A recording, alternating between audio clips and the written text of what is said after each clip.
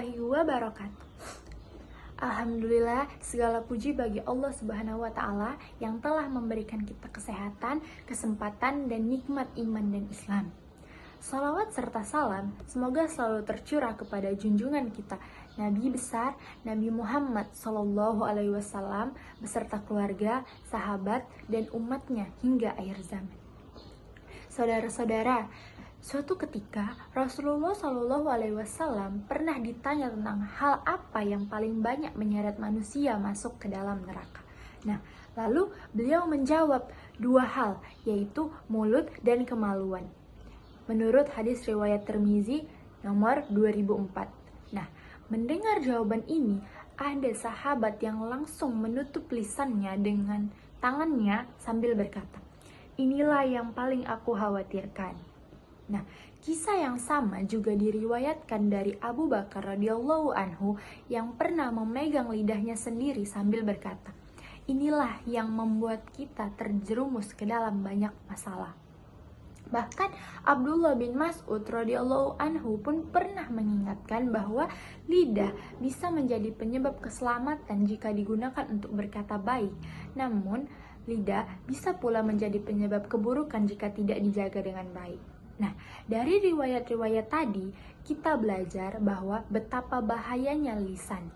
Satu kata saja bisa menyelamatkan, tetapi satu kata juga bisa menghancurkan kita. Kadang, tanpa sadar, ucapan yang keluar dari mulut kita bisa menyakiti hati orang lain, bisa menimbulkan perselisihan, bahkan bisa merusak persaudaraan. Nah, karena itu, pada kesempatan kali ini izinkan saya menyampaikan sedikit ceramah dengan tema pentingnya menjaga lisan.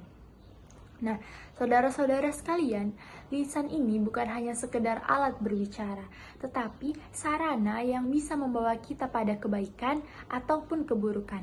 Nah, dengan lisan kita bisa menyampaikan kebaikan, namun dengan lisan pula kita bisa menjerumuskan diri kita ke dalam keburukan.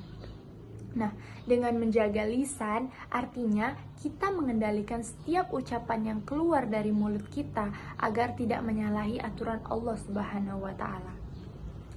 Allah Subhanahu wa Ta'ala mengingatkan kita dalam Al-Quran surah Qaf ayat 18 yang artinya, tidak ada suatu kata yang diucapkannya melainkan ada di dekatnya malaikat pengawas yang selalu siap mencatat.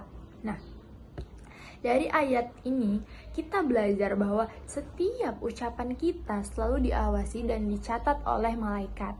Nah, karena itu, kita harus berhati-hati dalam berkata.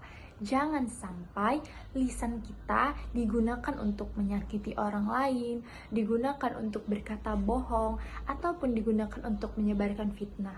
Nah, Rasulullah SAW bersabda, "Barang siapa yang beriman kepada Allah dan hari akhir, maka hendaklah ia berkata yang baik ataupun diam."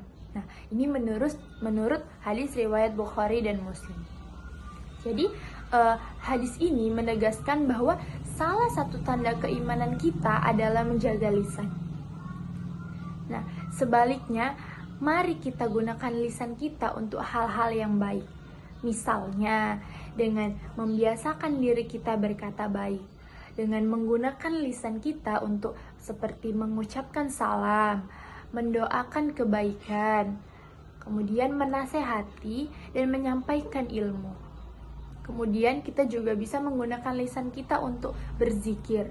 Jadi, daripada bicara yang sia-sia, lebih baik isi lisan kita dengan zikir, dengan tasbih, dengan tahmid, dengan tahlil, ataupun dengan takbir.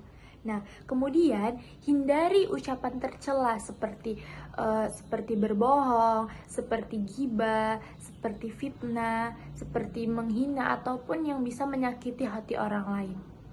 Kemudian, berpikir dulu sebelum berbicara. Jadi, tanyakan pada diri sendiri, apakah ucapan ini bermanfaat? Kalau tidak bermanfaat, lebih baik diam.